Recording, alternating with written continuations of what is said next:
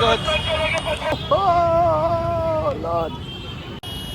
Jaipur was no different to Delhi in terms of its hectic traffic, pollution levels. Nevertheless, I was really enjoying it here. This monkey was eating his own kind of knob scabs or something, pretty rank, but also beautiful to see all these monkey families just living their life. Yeah, I was thoroughly enjoying Jaipur, and felt like I was in a kind of exciting stage of my my trip. The monkeys are here very friendly.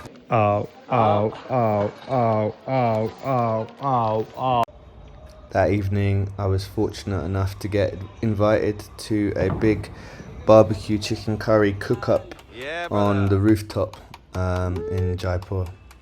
Hey, with my brother Adil. Hi. Hello. Onion. Onion. Ginger paste. Aye. Garlic. Cardamom. Coriander going in. Bit of salt. Just a tad. Curry leaves. Curry leaf. Fresh sugar. Curd. Real better. The real deal.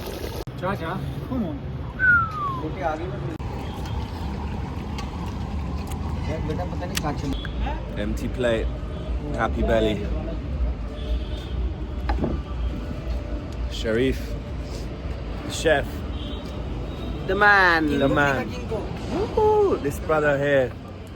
So delicious, man. He knows what he's doing.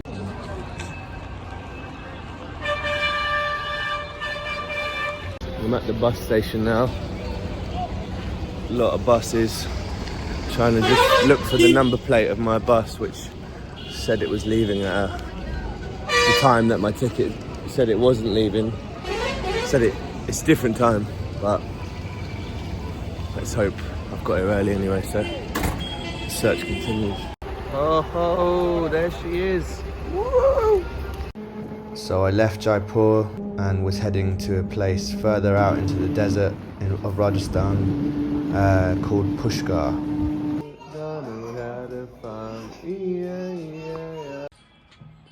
Very cute.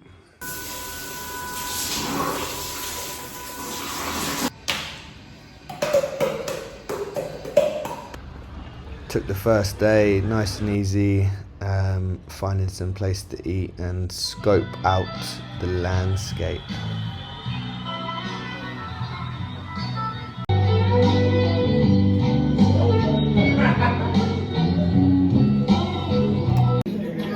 Oh, I fucked it. So after a super relaxing day, I thought I'd have a super relaxing evening.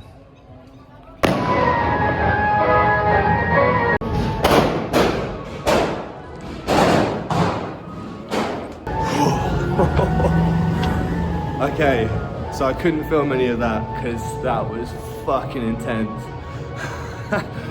It was a wedding, big, loads of drums, lots of noise, and then they was like, oh, come in, have a look. And then before I knew it, I'm in the middle of the drum circle. I'm going, whoa, dancing, and they're picking me up on their drums, and then everyone's just like being like, give me like money. Like all these like guys, the drums are like showing money in my face, like give me the money. And they're like picking me up, grabbing me. And I'm like, whoa. Yeah. Glad to have, you know, had one small taste of an Indian wedding, but. So after this, I carried on with my plan, which was to edit my Nepal part 2 video, but it was a struggle. Oh, I'll tell you what, it's fun making like a video and stuff. It is. It's long as well though, so big out respect, fat respect to all them editing legends out there. Also, as well as being fun, it's long, man. I don't know if I just said that, but it's also just keeping me up. Like, my brain is just going at 100 miles an hour, and I just really need to just turn down the dial and just sit back on the deck chair and just soak in the sun rays.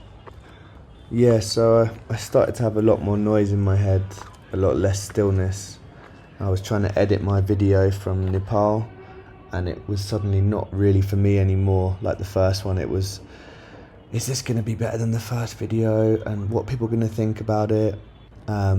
So yeah, there was a lot of that in my head, and during my Vipassana practice, I could hear all this noise, and I was reacting to that, thinking, no, I'm not doing well, I'm not practicing hard enough, like, why is all this noise here?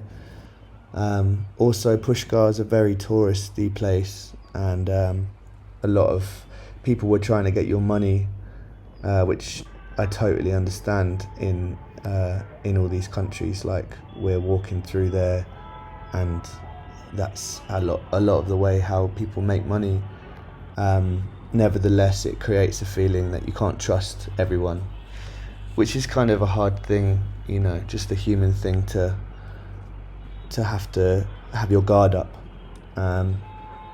Also, just moving through the country are just starting to weigh on me a little bit, you know, seeing so much poverty and having those feelings of, you know, just that I know I am going back to some kind of safe country, having the things I have. I just felt kind of powerless to help, and felt all kinds of different feelings. You know, a few rupees here and there isn't going to change anyone's life, but yeah, it was noise in the head for sure. But I continue, and this too shall pass. It's just, you know, that is just the nature of life, is up and down. And being in a place like this, there's naturally going to be ups and downs. There's beautiful stuff and there's really sad stuff to see. So that's my morning. So despite the noise in my head and the fact that my Vipassana practice to me didn't seem to be going so well, I did see lots of beautiful things and meet some beautiful people in Pushkar. I also started in Pushkar feeling really like, oh, I'm doing really well at this whole meditation thing, which again is the classic thing of get yourself in a good spot, take your foot off the accelerator of working hard, fall back into a bit of mental noise. But I thought I would head to a place called Jaisalmer next, into the desert on the border of Pakistan. It's so cold. I'm a pretty warm, sleepy sleeper, but it's so cold in here. Okay, so it's the middle of the night. It dropped off. My hostel's meant to be here, but there's no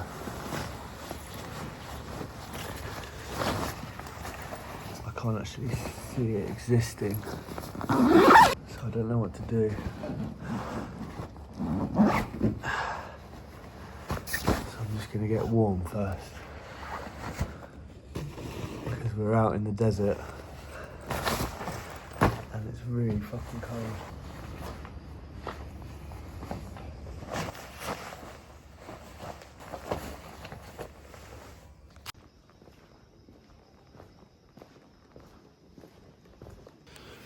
So I just tried to go for a piss down this little alleyway, and there was a very angry dog hidden in the shadows. So I'm not going to wee down there.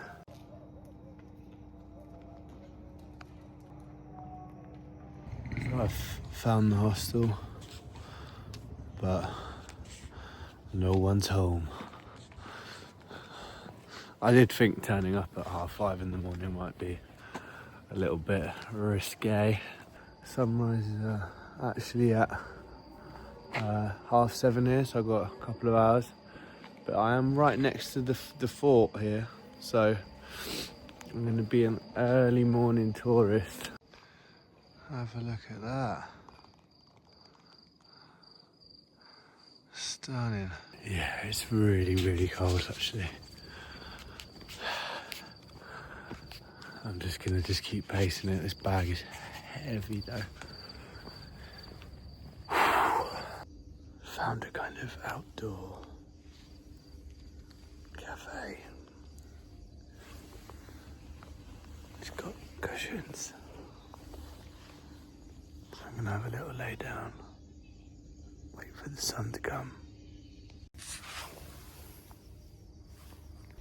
So the sun did come up, and I shared some rice with some beautiful people I'd met who kind of woke me up from my semi-conscious rest at the cafe I'd found in the night.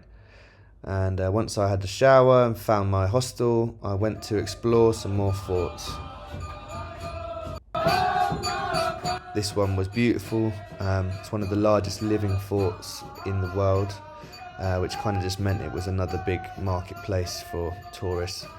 But a beautiful view from here nonetheless. I played some Karim with my friend at the hostel, and yeah, carried on getting quite stressed about my video edit. So I gotta say, this video that I was doing was a real internal battle, and it was creating my Vipassana to be more difficult. I was not in the best place, so I thought I'll go to the desert, I'll look at the stars, maybe I'll find peace there. So we're heading out into the desert, hopefully going to see some universal cosmic bliss later on. Haven't seen a single star since I've been in India because of the pollution, but I think we're going far enough out that hopefully there's no light pollution and I'll be able to see some stars. Yeah, we started off in this kind of abandoned village. There was a camel. I kind of tried to get a bit close and make friends, but I'm not sure he was up for it. Uh-oh. Yeah, the desert itself was small. The sand, I thought, had a very magical feel about it. And yeah, slowly watched the sun set and then shared some food over the fire in the evening.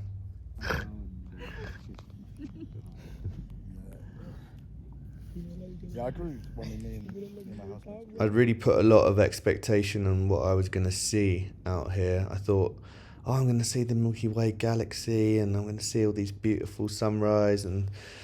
But the pollution, even out in the desert, was so bad it obscured all these things. And yeah, it wasn't actually very spectacular, but nevertheless, I had a nice time. Me and my mate, I've been chilling here. This very small desert. Ain't we, buddy?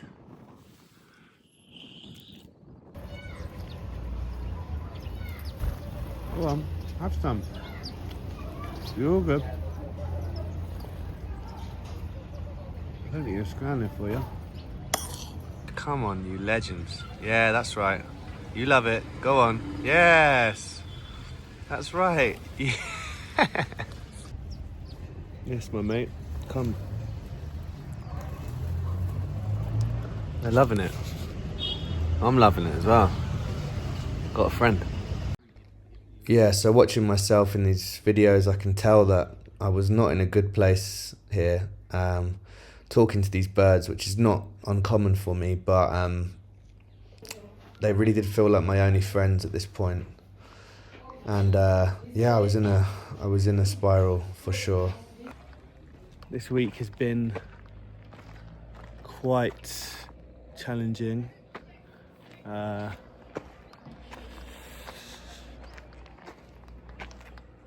just feeling that kind of just over 2 months been out here. Sometimes feeling a little bit more like, God, I'm just like alone. or whatever. And then also